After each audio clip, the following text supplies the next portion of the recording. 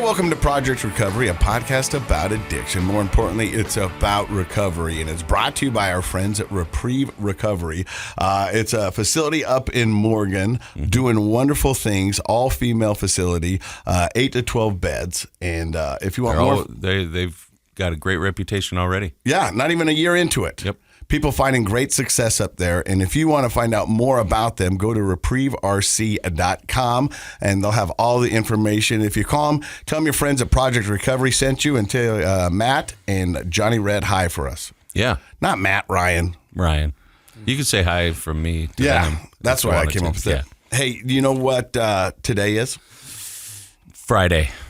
I don't know. You know when this podcast comes out? Tuesday. Today's Tuesday. Tuesday? Yeah. You know what day that is? Yeah, I do. It comes after Monday, before Wednesday, right in the middle there. Well, I was hoping you'd remember it because... Well, it's It's my 6-year anniversary. Oh, really? 6 years in sobriety. Congrats, buddy. It's, you know what? It's crazy. Tuesday is? Tuesday is. Right, that's 6 awesome. years since we started this journey, or I started this journey into sobriety. And Wow. I can't believe it's been that long. yeah, I'm looking back at all the things that I've been able to accomplish because I chose recovery, because I chose to fix what was going wrong in my life. And not all things are fixed, but I took out the major detractor. Yeah. You know, Yes, yeah. the thing that seemed to be the common thing that was messing up everything for me. The roadblock. Yeah. I mean, I'm still human. I still make bad decisions. I still mess up. I still have bad days. But when I look back about my my addiction, the one thing that was constant was alcohol and me. Mm-hmm. And for the longest time, I spent the majority of the time blaming everybody else. Outside factors, outside influences, and saying that this wasn't a problem. You've heard me say it on the podcast before, and it's probably one of the saddest statements I've ever said. I fought harder to keep alcohol in my life than anything else. Yeah, that's the addiction. I lost a career. I lost a family. I lost respect. I lost so many things because I thought I could not live without alcohol. I thought life wasn't worth living if I couldn't have alcohol in it. I thought my life would never be fun again if I didn't have alcohol in it. I thought I would never find joy. I thought I'd never find peace. I thought I'd never find content if I didn't have alcohol in my life. It was the one thing that I fought the hardest for to keep in my life because I thought it brought me all those things. I thought it allowed me to do all those things. If I didn't have it, which, we live in the state of Utah and we got fry sauce and we've got KFC, and I think a lot of people have KFC, but they always talk about the secret ingredient. Yeah, secret sauce. Secret sauce. Oh, the 11 herbs and spices.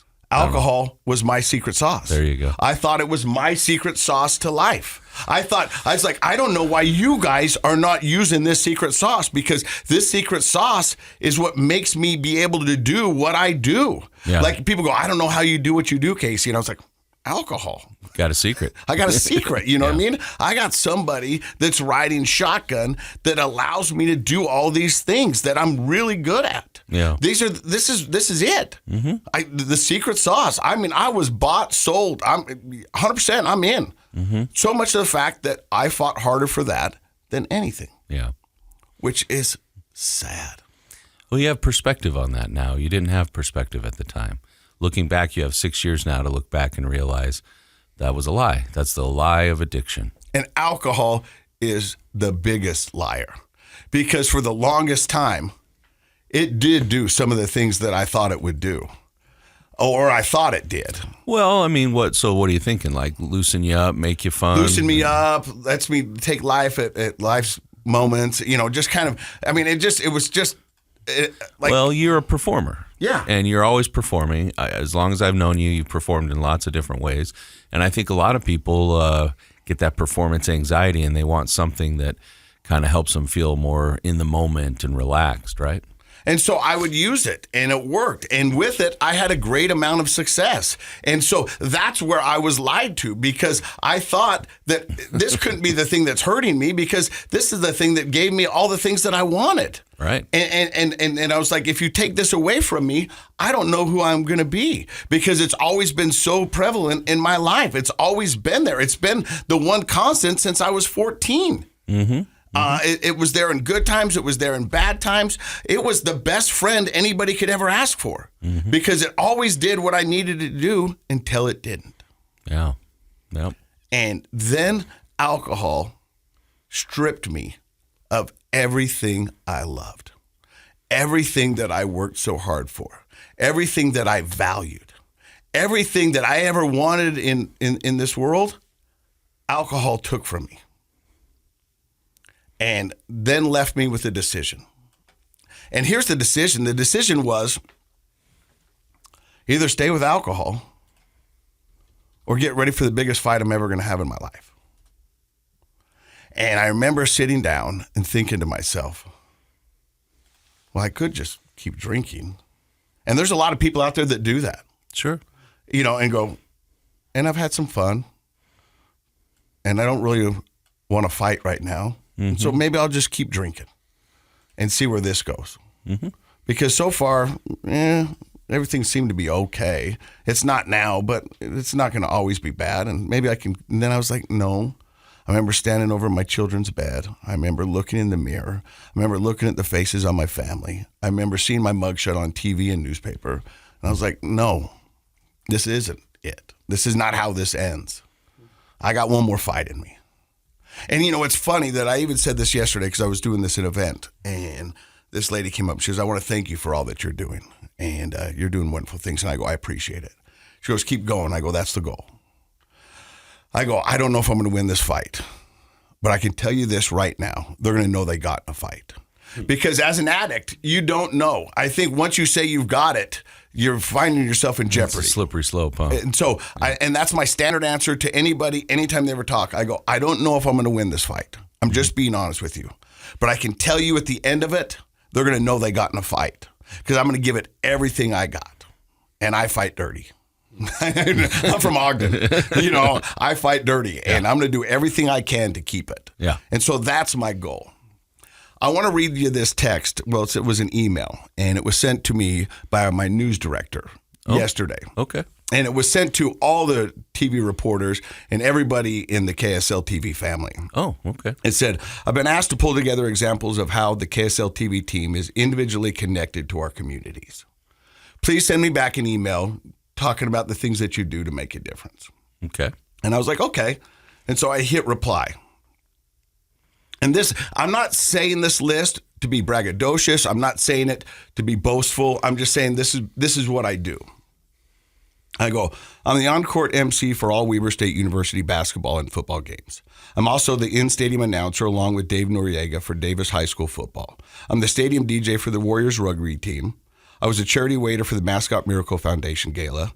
I was the MC for the annual gala for the Sobriety Foundation. I've MC'd and hosted golf events for Stand with Sterling and Thompson Tough. I'm the live auctioneer for the Youth Impact Shamrock Gala, the Weber School Foundation's Christmas Ball, and a Night to Remember for the Ogden Nature Center. I'm also on the board of directors for the Ogden Golf and Country Club. Yeah. I'm able to do those things because I'm sober. Right. I want to do those things, and I'm honored to do those things, and I love to do those things. But I'm sitting down and I'm looking this, and I go 6 years ago, I would have never been asked to do any of that. I wouldn't even have had the opportunity. No. Nobody wants to hire a drunk to do this. Nobody wants to put their faith, their trust into a drunk to do these things. Because let's face it, we know people who've ruined events like that. Because I've ruined events for things like that. Well, I know you have.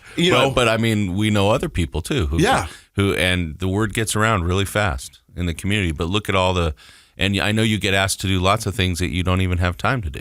And so I was thinking about this on the drive in this morning, and I was going to put together a post of pictures of me over the past 6 years and detail in chronological order the things that my sobriety has allowed me to do. And I say allow because it's only because I stay sober that I'm allowed to do these things. I understand the severity of this disease and how quick it can go back if I don't make my sobriety a priority. And the only reason I can do these things is because I choose to be sober. I fight to be sober. Some days it's a pillow fight. Some days it's a fist fight. It just depends on the day. Yeah.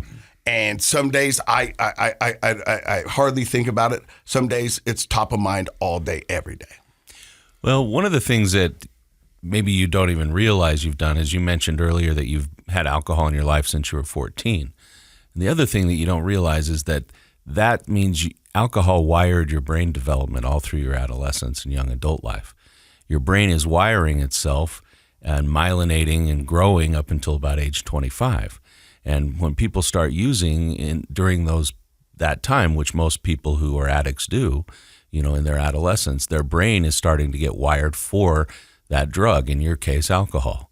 And it will want more and more and more of it. So part of the reason that some days it's top of your mind is because it's literally top of your mind. Now, the good thing is our brains have plasticity and they can change, but it takes time. And even after 6 years, there's some of that wiring up there still. And it's every once in a while, especially when associations pop in, maybe feelings or moments, stress, the brain kind of goes, hey, remember?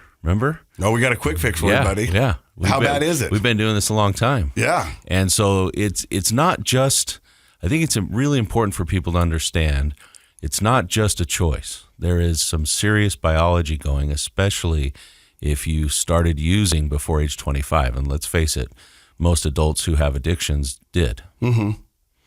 So I think it's fascinating, the world of recovery, and I am so grateful to be a part of it. I mean, 6 years. I want to say this. I've known you a long time in your addiction. Everybody knew Casey Scott back in those days, but you're more connected to the community now than ever before, in our community in the state of Utah, I think. And I feel that way, and I feel genuinely connected. I feel a genuine connection with the people that I work with, the people that I interact with. For the longest time, I really felt like a fake. I did. I felt like this guy who you just wanted to come in and Chris Farley you and turn you around and leave you go wanting more. I mean, I didn't know who I was. And I can tell you over the past 6 years, I've really had to dig deep and figure out who I am and what I want to be and where I want to go. Before, I was just kind of just going with wherever I was able to. Kind of a manic energy, huh? Yeah. Yeah. Well, one of the things to keep in mind also is that when you got sober, that you were able to stop doing what we call self-abuse. You can't feel good about yourself when you're doing something bad to yourself. And everybody knows that drinking daily is self-abuse. And you may not think of it that way. You don't think of it that way when it's happening.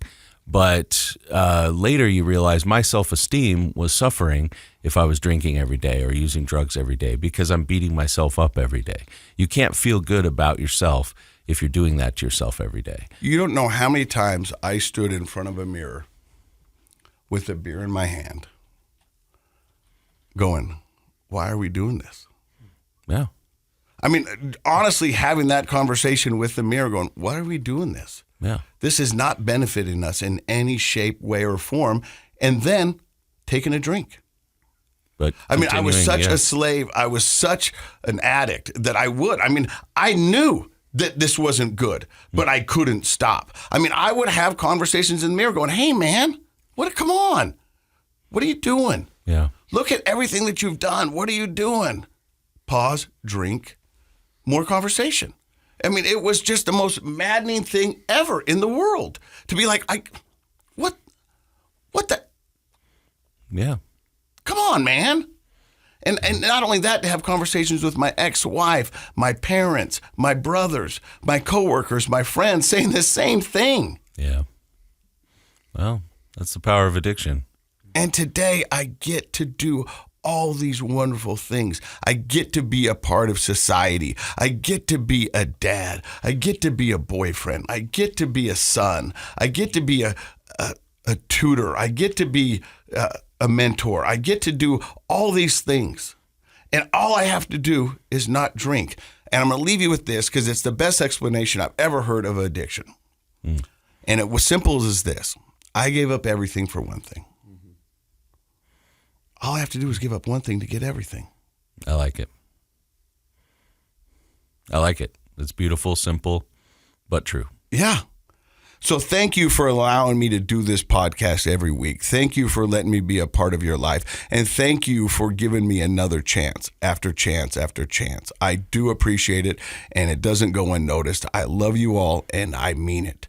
We've got a wonderful show for you today. We've got Charlie Osborne in, who is the clinical director of Action Recovery. He's also an addict and a therapist, and we're going to find out more about him in just a few seconds. But before we go to break, Charlie, how many years of sobriety do you have underneath your belt? October 21st, 2009, so coming up on 15. Congratulations. We're going to hear Charlie's story coming up next. You're listening to Project Recovery. And welcome back to Project Recovery. I am Casey Scott. That's Dr. Matt Woolley. Our guest today is Charlie Osborne. Was it 15 years, you said? Coming up on that. That's pretty cool. Yep. Where does the story of Charlie Osborne begin? So I'm from Jackson, Mississippi. My family is riddled with addiction and recovery. What does riddled mean? I mean, a lot of it. Prevalent? I mean, it was prevalent. A lot of addiction. But back in the day, was addiction considered addiction, or was it just considered a way of life? It was. That's a good question. It was to my family addiction. My family's pretty open about how messed up we've been. I think some families just own it. Yeah. I mean, I really do. I mean, it's like, well, we found out it was addiction 20 years later, but we just thought that's how we were all wired and that's what we do. That's just how Grandpa is. We own it. We've always owned it. Yeah. Would you say there's a cultural difference in that between Mississippi and Utah, or do you probably just a familial difference? Okay. Yeah, I think a lot of people try to hide it down there too. Do they? Yeah. So, brothers, sisters. So I got a pretty interesting family. I got a half sister who's on my mom's side. She's pretty straight edge. But my dad's side of the family is the ones that were the ones that we kind of struggled. I have 4 cousins that were raised like brothers and siblings, especially the younger cousin, the one closest to me, and we were raised pretty close, pretty much like brothers. That was about the closest thing I had. So you said the family was riddled with addiction. Do you remember the first time you tried drugs or alcohol? Yeah. So probably about 13. I started smoking weed, started drinking alcohol, and right from the bat I started using excessively. Well, did your foray into drugs begin with trauma or curiosity or fun? When I talk about addiction, I talk about addiction a lot. I'm a clinical director of an outpatient treatment facility called Action Recovery Group. And I have a lot of pretty strong theories that I share with people. I say, we start using alcohol, mood-altering substances, or process addictions. We start doing it generally for 2 primary reasons, and that's to either erase or enhance an emotion. We're going to take the depression. I got a bad day, lost my dog as a kid, and then so I want to do something, so I'm going to go get a 6-pack of beer. And when I do that, inadvertently, I have now linked that emotion through a neurological pathway to a 6-pack of beer. And then on the other end of the spectrum, I have it's a great Friday night with the boys. What do we do? 6-pack of beer. Now I have happiness that I've now linked with a 6-pack of beer. And then over time, I repetitiously use these coping mechanisms for these specific emotions, and then I'm just reinforcing those neurological pathways over and over again. You just described my childhood and my upbringing. I mean, that's why I always thought, growing up, a bar was the best business in the world. It's like people go to celebrate, people go to commiserate. Yep. You know what I mean? Yep. They're going there one way or the other. It just depends on why they're going, but they're all going. Yeah. Well, it's not a bad business. And so that's what I did. I mean, there was so many times growing up that, hey, I just got a job, let's celebrate. I just lost a job, let's go celebrate. You know what I mean? I mean, that was what I did. You know what I mean? And that's why it was so tough for me, is to figure out that life could be without alcohol, because life always had alcohol. Well, when Charlie was talking, I like how you put that with the wiring and the connections. And I was thinking, well, Casey's the second one, like happiness. That was your wiring. But then I also used it because when things don't, after a while, things don't go well. Right. So interesting. And so you chose to do it to enhance. Both, all through my life, and then eventually I link all the emotions that come with it, and then it just turns into everything I use unhealthy coping mechanisms for everything. It becomes your only tool in the box. Yeah. And we're not just talking about alcohol and weed. It's turned into sex. It turned into everything that we like to do, So I started using a lot of drugs pretty early on because it was just kind of the way of life at that point. And eventually, not to bore you with the details, but about the age of probably 21-ish, I guess, I started shooting up drugs. And then at that point, I was primarily addicted to heroin. I'm going to stop you there because I just want to ask about it because, like, for a lot of people that I know in the world, even addicts have lines that they don't want to cross. Mm-hmm. And the one that seems to be prevalent for most addicts is needles. Yeah. Yeah. Yeah, it's always interesting when I talk to people, and even back then, even in active addiction, whenever I would talk to people and they would say, well, I don't shoot up drugs. And I would always look at them and I'd be like, yet, you don't. It's just a natural evolution. I mean, the more we do it, the more we kind of want a little bit more. It progresses. And so I did that. You know what's weird? And maybe people don't know who listen to this podcast, but there is like a hierarchy in the drug world. I mean, people who do cocaine will look down on people who do meth. People who do heroin, totally. People who do opioids look down on people who do heroin. It's just like, yeah, I'm an addict, but I'm not that bad. Right, what I mean? Well, there's always qualified it. Like they're trying to make their situation seem a little better. It's a little denial, a little justification. Well, it reminds me of that time that I spent the first week in rehab at Pinnacle Recovery. And I'm sitting in process group and I'm finding out people are shooting heroin and doing meth. And I call my mom and I go, hey, I'm in here for Bud Light. I don't think I'm supposed to be here, And she's like, no, you are. You're an addict. This is exactly where you need to be. My DOC is just different. It doesn't mean that one is better than the other. It's still bad. I'm an addict. Mm-hmm. Yeah, one of my favorite stories, I was working with this guy and he was from Logan. And he came in and he was like a 55-ish heroin addict, and he had been shooting up heroin since he was like 14, 15 years old, and he made it to 55 years old. And he walked in, I said, oh my God, dude, you're like a unicorn. Like people like you do not get to be 55, 56 years old. You're like the George Burns of the drug world. Absolutely. And I never forget, he was sitting there talking to me one day, and he was like looking at all the other people in treatment, and he said to me, he goes, well, Charlie, at least I'm not an alcoholic. Yeah, he's a good guy. So at 23, you say you start becoming... Yeah. So then I started moving all over the country. I started eventually... it kind of started at 17. I really had to get out of Mississippi because I was trying to evade the law. And then I ended up in Yellowstone, hiding out for a little bit. And then I ended up in Colorado for a while. And then I went back to Mississippi. I started kind of jumping around all over the country. I've always been a cook, ran kitchens. And so it was easy to kind of move around to different jobs and that kind of stuff, and stay high while at work. And I eventually ended up back in Mississippi around 25, 6-ish. And then I tried to get sober a couple times in between then. One really important thing to note is that my dad's been sober now for 35 years.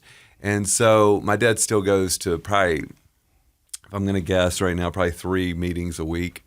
And so I grew up literally, the clubhouse in Jackson was 2 blocks from my house, and I grew up going into AA meetings to talk to Dad and ask him if I'd go spend the night with Johnny and all that. And his older brother, which my family's super tight on that end, his older brothers got sober 2 years before him, 3 years before him, something like that. So it's either addiction or recovery. If you're from Jackson, Mississippi, and your last name is Osborne, really, those are our options. Now, when you said when you moved back to Mississippi at the age of 26 and you tried to get sober a couple of times, yeah, What does tried mean? I mean, did you go to the rooms? Did you go to a patient? I went to a treatment center one time that my dad said, he said, listen, son, we're not going to pay for you to go to detox. We don't have a lot of money either. That's another thing. He said, we're not going to pay for you to go to detox or anything. You got to handle all that on your own, but we'll spend $1,000 on this treatment center. And this place looked like $1,000 treatment center. People would drive by and they'd be like, that's a treatment center? I thought they were cooking meth in those. That looks like a trap house. Yeah. And so I went there, and that kind of stuck. It didn't stick, but it kind of stuck. Well, that's the thing about the $1,000 treatment center. That's the thing about the free rooms of the 12-step. I mean, the information is there. It's just if you've got to want it. Amen. Yeah. Right? I mean, I agree. I mean, like I was talking to a buddy of mine who's getting ready for his battle with sobriety, and I go, hey, remember when Rocky beat the Russians? He went up and trained in the Drago. woods. Yeah. Drago. You know what I mean? He didn't have any of the fancy cool stuff. He won that because he wanted to. Yeah. You know what I mean? And that's the way I look at recovery. I mean, That's it's a good- like that's a you good can analogy. find the principles in most meeting houses, most recovery centers in the state. Absolutely. It's just how bad do you want it? Yeah. And my dad always say, he's like, people pay all that damn money. People pay all that money to go get sober. All it takes is $1 in the basket. And so I'm telling him. You know what I do, don't you? So you go to the $1,000 treatment center and you learn some things. Yeah. And you come back out and it doesn't really stick. And it's not because the information wasn't there. It sounds like you just weren't ready. I was not ready. And I decided to go back out. Things got real bad. Eventually, at one point, so I was working in an open kitchen. And if you don't know what that is, it means it's just a big kitchen where everybody that's sitting around eating can watch the people cooking the food. And I overdosed and I seized up on a Friday night and during rush in the kitchen. And they had to like move people and move tables so that they could bring the stretcher in. And so they said we got to go to the hospital. So I'm in the hospital and I called my dad and I said, Dad, can you believe they're going to fire me? Because because I'm the one that's sick. I'm the victim here, And my dad said, listen, at this point too, side note, at this point, my the only place I could go, because I was homeless, the only place I could really go was to go to my dad's house and just hang out with him for a little bit during the day, take a shower and stuff like that. And kind of, it was my go-between between being homeless and going to work and anyway. So literally my dad's house was the last house on the block for me. And my stepmom is also in recovery. She's been sober for less than my dad. I don't know how many years, but they met in the rooms. And so, she was consistently telling him, you got to stop enabling him. And so finally he did. And I'll never forget that conversation with my dad in the hospital. And he said, you can't come back to my house until you've been at least 6 months sober. I immediately got angry with him, told him how much he doesn't love me and how much of a piece of crap he is. And he held that boundary. And so my mom came to the house that I was squatting at the next day, and she said, listen, if we can get you into treatment, would you go? And it was kind of an empty agreement because there's no way my mom could afford treatment. We just didn't have the money for it, and I knew how much these things cost. And she managed to finagle some deal with a social worker who got me into a treatment center on what's called an indigent bed, which is simply if you're a homeless person, they'll put you into a bed because they have a quota that they can fill at the first of every month for certain facilities. And so I got into an indigent bed on a conditional 30 days. They put me in detox. They paid for that. And after about 30 days of being in treatment, I remember therapists came into me and they said, hey, you got to also bear this in mind. Like for the past life, my whole life at this point, I was 29 years old, and at this point, I would say probably 98% of every interaction that I had with someone was transactional, and so that's kind of how I adapted to engaging with people. And so I'm in treatment now for 30 days, and my eyes wouldn't stop shaking for the whole 30 days because I was pretty bad off. And so I remember the therapist came to me and he said, hey man, listen, if you leave today, you're probably going to relapse. And I was like, yeah, you're probably right. And he said, listen, what we want to do is we want to get you and we want you to stay another 60 days. And at that moment, I said, I knew y'all were trying to get some money out of me. There's a hook. Nobody does anything for altruistic means, And so I'll never forget, he said, no. We want you to stay for free. Just stay. We want you to get this thing. That was one of the first moments of kindness that from somebody other than a family member that I'd ever remembered. And I said, all right, so I'll stay another 60 days. And so I ended up staying there another 60 days. And then getting closer to the 90-day mark, the therapist, his name was Nick Tews, and he was really growing up poor, you don't really know what a therapist even is. You hear about these things on TV, but this dude, Nick Tews, and he spells it Tews, he really kind of dug in, and he looked at a lot of the shame and the guilt that I carried around that kept me using for so long. And anyway, so he said to me, he said, hey, listen, if you want to stay sober, the best thing you can do is you can give back. You can do all these charity things that people want you to do, and you can just be a voice, and you can give back to the community. You know what I mean? And I looked at him and I said, well, cool. I said, you give back, Nick, right? You help people. And he said, yeah. And I was like, and you make money doing it. I was like, I'm gonna do what you do. And he said, all right, you can do that. And I said, well, are you hired? He said, you got to get a couple of degrees first. And so I said, all right, I can do that. I'm a sharp guy. And so at that point, we're coming up to the 90 days, and he said, where are you going to go? And I said, I don't even know, man. I don't have a house. I don't have a car. I don't have anything. I came in here with a garbage bag of clothes on my back. And so he said, well, listen, I got this place that Vocational Rehabilitation Services, people call it Voc Rehab. I got this place in Hattiesburg, Mississippi, and they can pay for you to live there for like 2.5 months, and then you got to pay for yourself. They give you there's a cafeteria, they feed you, they have vans that take you to work, and I was like, sold. And he said, and this school that I got my degrees from is in this town in Hattiesburg, Mississippi. It's called the University of Southern Mississippi. And so I went there. I walked in to the place, and I was kind of scared, And I started immediately going to meetings, and I'll never forget. I went into the University of Southern Mississippi to the financial aid place. And another thing is being homeless and traveling all over the country. I figured out this scam where I could apply for FAFSA, which is this federal student aid, and then I could go to school for a little bit, and I could get a few credits, and then I could drop, but I could get my check that they would give you, right? Mm-hmm. And so I owed money all over the place, and in 3 different colleges in the country.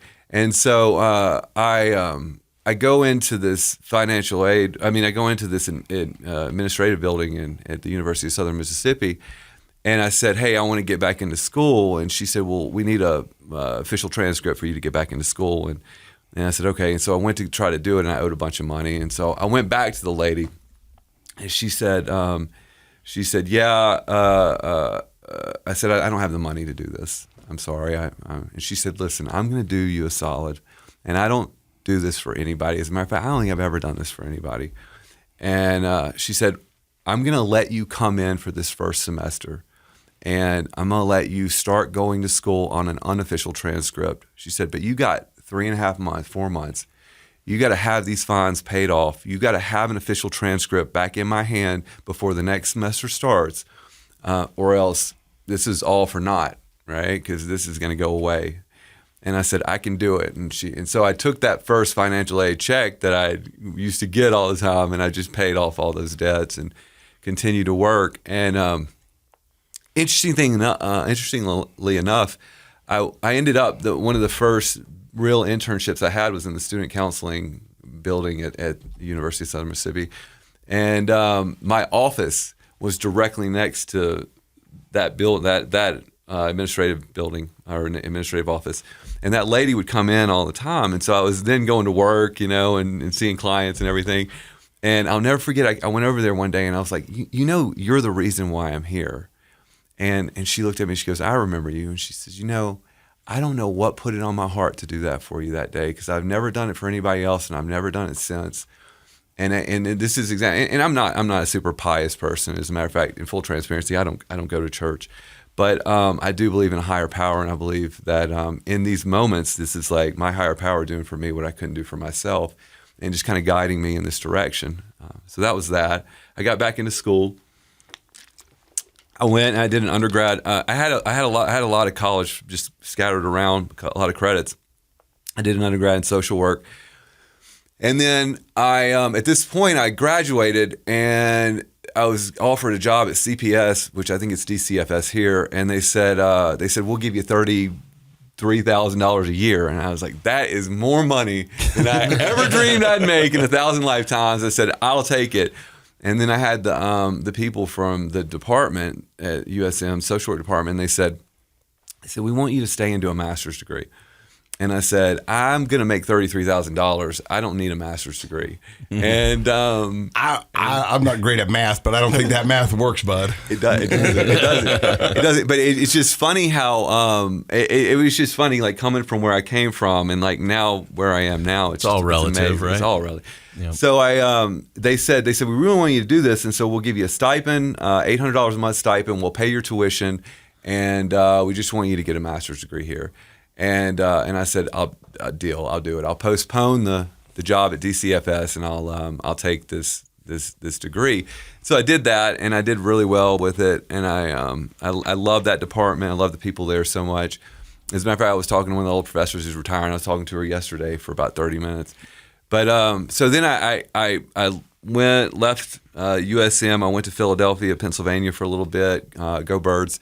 And then I ended up coming back down to Mississippi, and I started to work in the department, social work department, for a while. Eventually, I had a good buddy of mine who was I worked with at the counseling center, and he had been living out in Ogden, and he was working at a place called Brighton Recovery Center, and he kept trying to get me to come out here, and he kind of caught me right at the right time with me and my wife. We had just gotten back from a big hike. She wasn't my wife at the time, but we had gotten back from this big 3 or 4 day hike, and he was just saying, this is the place, Ogden, this is the place you want to come.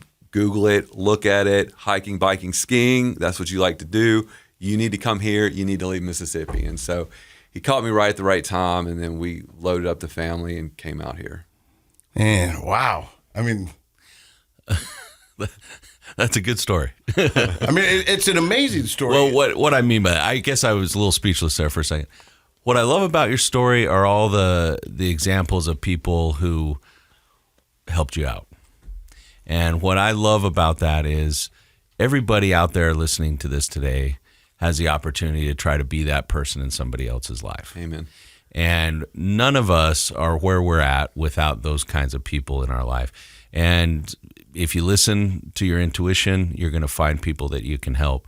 And you're sitting here helping other people in Utah today because of these people that decided, you know what? I'm going to bet on this guy. I'm going to go out of my way to help this guy. We're going to get him sober. We're going to give him an education. We're going to support him. And then you have to do all the hard work. But I just love that. That's what I'm tuning into in your story today is it's just beautiful when people go out of their way to help and then give somebody an opportunity. I love the crazy chain of events that had to happen for you to make it here. Dr. Matt's not wrong when he said you had to do the work. Mm-hmm. But all of this starts with your mom who had a promise of a recovery center that you didn't think would exist because there's no way she could afford it. Mm-hmm. And it happens. And because of that, you got into the bed.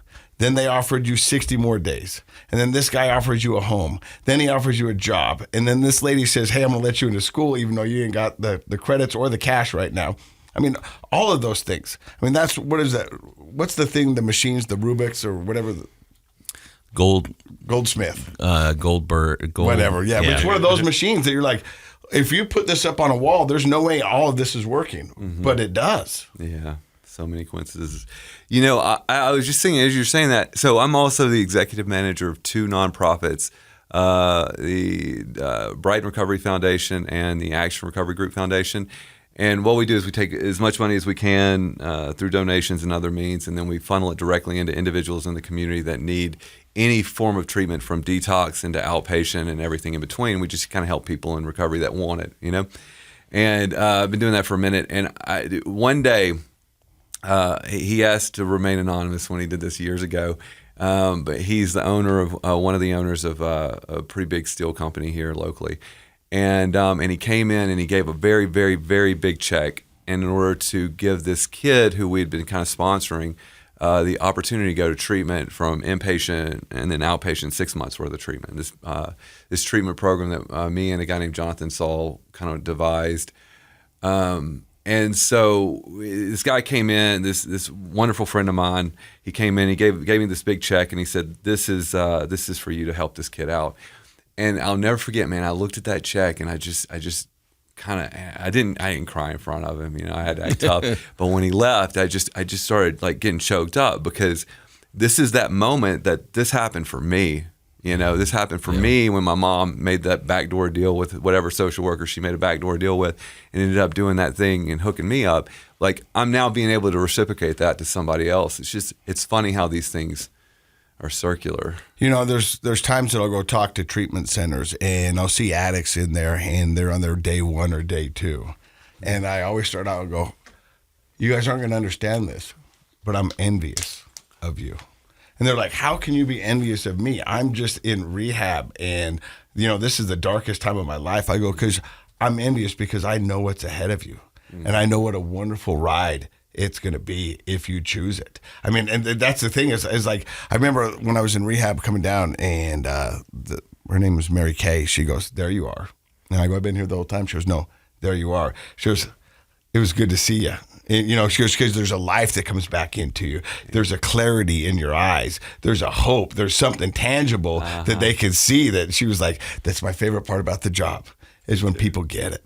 Me too, dude. That's what I live for. And the way I do it is I walk up to people and go, "Oh, I see you now." Yeah, people think I'm crazy. So, you're also a therapist. Yeah. And working mostly with addiction? Nah, I started that way. It's funny. I turned into a kind of a default couples therapist. I don't even know how it happened. But my agency, my practice is called Gratitude Counseling Service, because I think gratitude for me is the most important element in life. That's gratitude is the attitude. That's right. And if it rhymes, it's true. Right? Yeah. I started that a few years ago, and I do a lot of that during the day, and then I am the clinical director at Action. And I do that too. And then I've started teaching some classes too, which that's been pretty fun. Dr. Matt, he does work as well. But you go, "Yeah, but I'm not addiction based." But isn't it crazy how it all kind of encompasses? Well, you can't work with people without working with addictions. I as you were talking about your story earlier today, and yours starting so young, I had a conversation within the last week or so with a young kid who's 12 who started using at 11. Mm-hmm. And he's a year into heavy use. Mm-hmm. And that's not the referral question why he came in to see me, but that's what we're going to be tackling now. We're working on that issue because we can't work on the other issue if he's getting high every day, right? Yeah. And so you end up working with people with addictions because, like you started off saying, Charlie, we want to change our feelings. If we want to be happy, or we want to erase or enhance, like you said. I really liked how you put that. And sometimes at a young age, you have feelings you don't understand. So even though I work with a lot of older kids and teens and young adults, and I don't, say I'm an addiction specialist because that's not my training, but over the last 20 years of doing this, I've got some good experience. I remember my therapist, his name was Eddie, and he goes, "Hey, Casey, do you want me to blow your mind?" And I'm like, "Yeah, let's do this."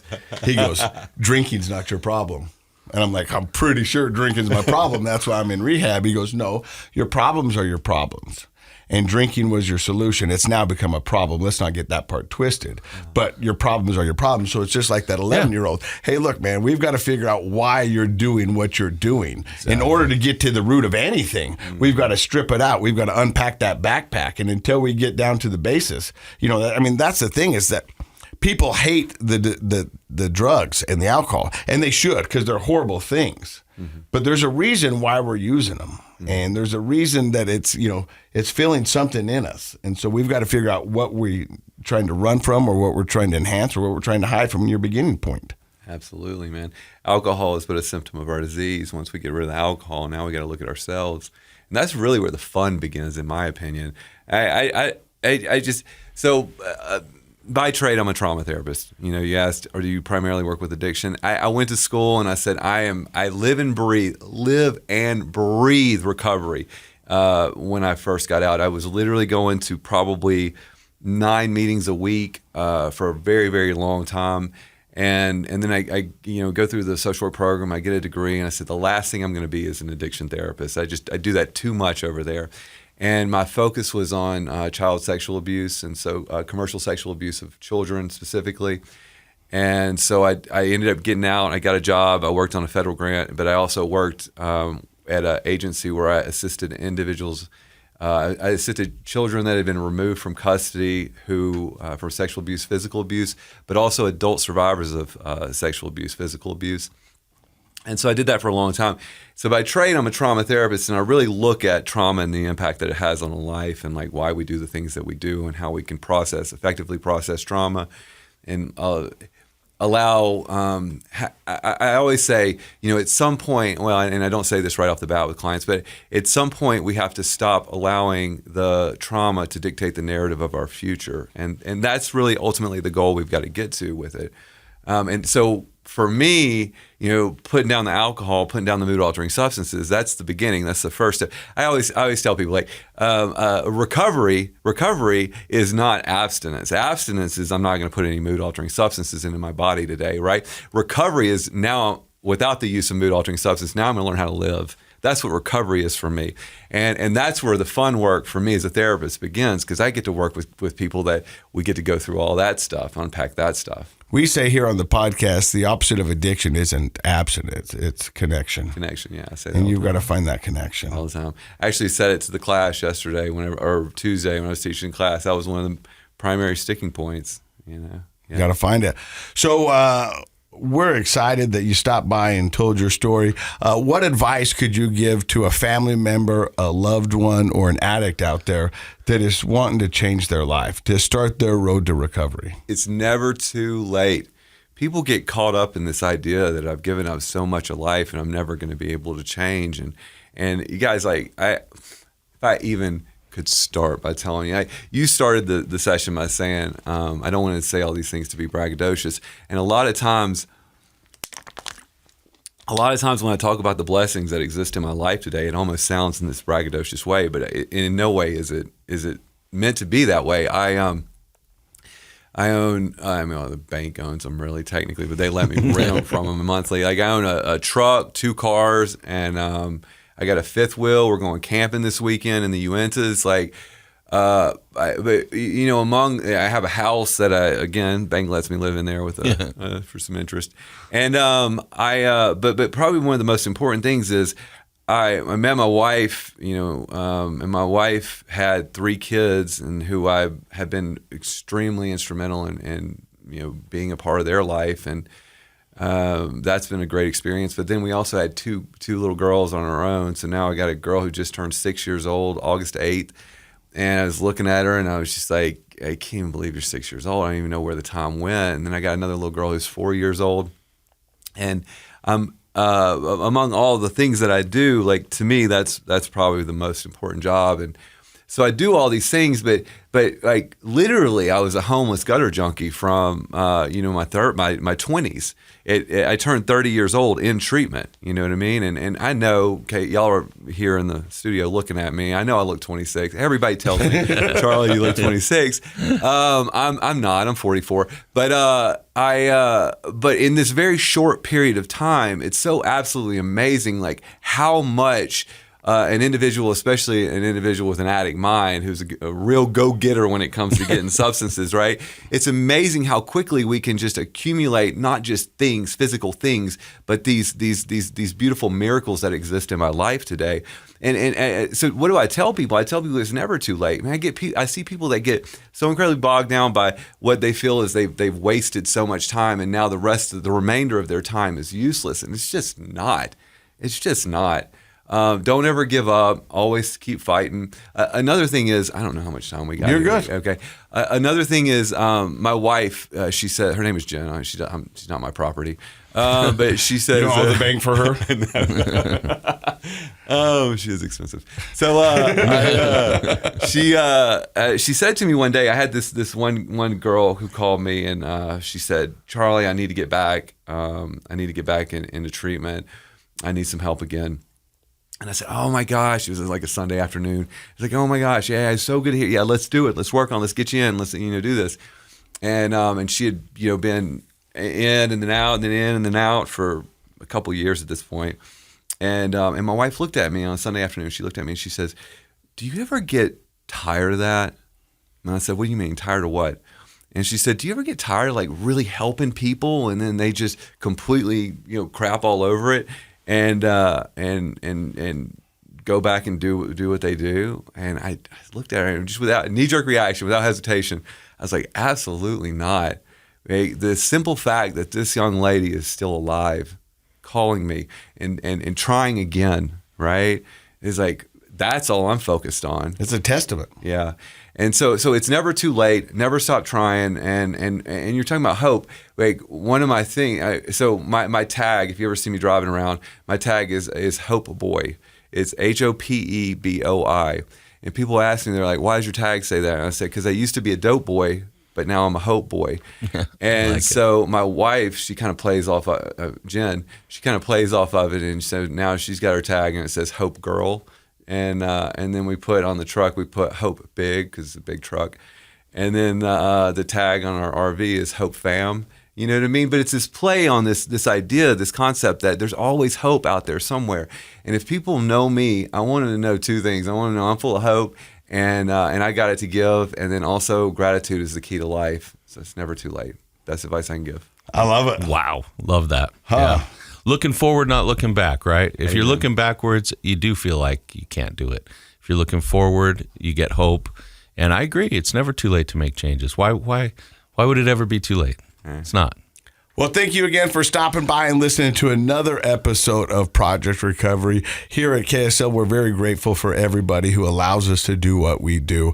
If it wasn't for you guys, we wouldn't be here listening to wonderful stories like Charlie just shared with us. If you don't mind, go to our podcast page and rate our podcast.